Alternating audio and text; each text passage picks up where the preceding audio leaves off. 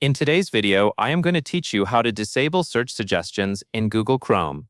To begin, open Google Chrome on your computer. Once Chrome is open, look in the top right corner of the browser window. You should see an icon with 3 vertical dots.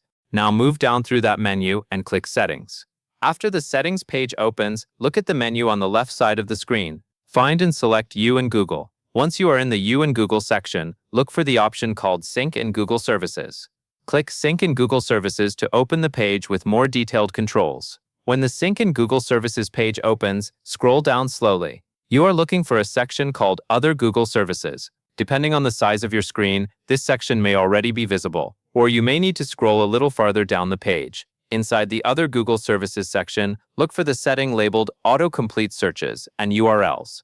When this setting is turned on, Chrome may use your typed text to suggest possible searches or URLs before you finish entering them. To disable search suggestions, click the toggle next to Autocomplete Searches and URLs so that it turns off. The toggle should change position and appear inactive. Once it is off, Chrome will stop using that feature to autocomplete searches and URLs in the address bar. At this point, search suggestions in Google Chrome have been disabled. That covers everything you need to know.